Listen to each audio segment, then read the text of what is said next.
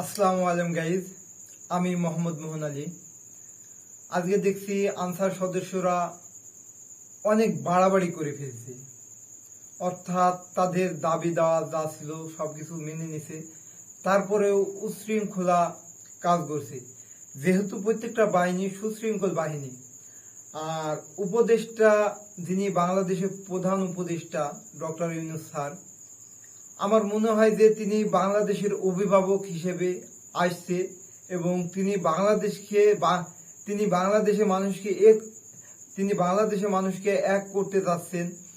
তিনার মনের আশা পূরণ হবে ইনশাল্লাহ। কিন্তু তিনি বসতে না বসতে বিভিন্ন ধরনের দাবি দেওয়া নিয়ে বসে আছি। আমরা তো সংকটপূর্ণ মুহূর্ত যাচ্ছে আমাদের বাংলাদেশে। আবার এই মুহূর্তে বিভিন্ন ধরনের দাবি দেওয়া এসব আসলে উচিত না। তিনি দেখেন আমাদের বাংলাদেশের জন্য কি করতে চায়। আমি জানি যে ডক্টর ইউনূস স্যার তিনি এই পৃথিবীতে খুব কম রাষ্ট্রই আছে যেসব রাষ্ট্রগুলায় তিনি পা রাখেননি, ম্যাক্সিমাম রাষ্ট্রে তিনি পা রাখছেন।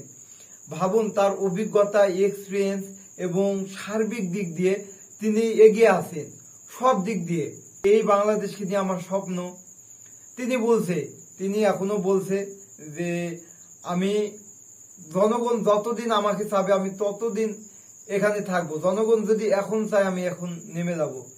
তে আপনারা কেন এখানে যাচ্ছেন, এই করছেন সেই করছেন?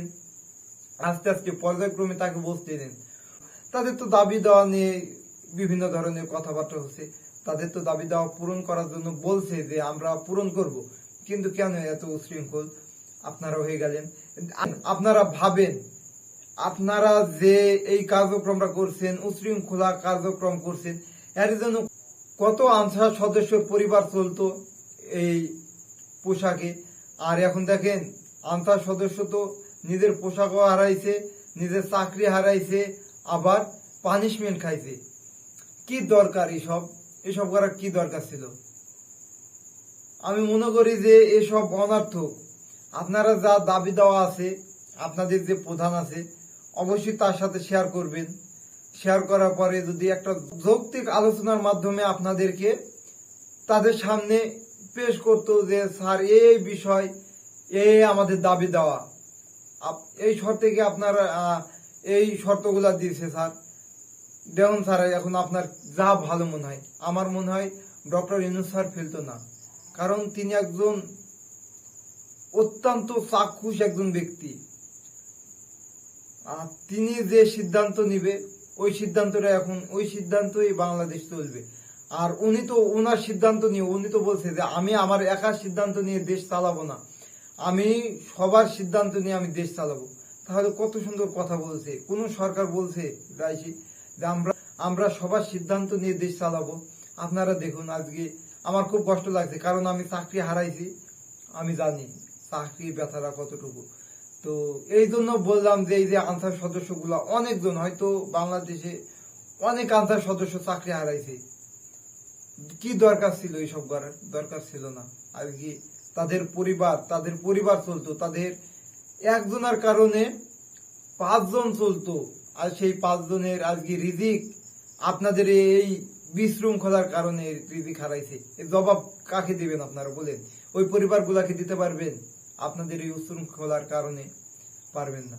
এজন্য বলছি ভাই, এখনো যারা চাকরিতে আছেন অবশ্যই তারা চাক্ষুষ ভাবে তাদের সিনিয়রকে বলবেন যে স্যার আমাদের এই প্রবলেম, এই ঘাটতি দেখা দিছে, আমাদের এই দাবি দাওয়াগুলো পূরণ করা লাগবে।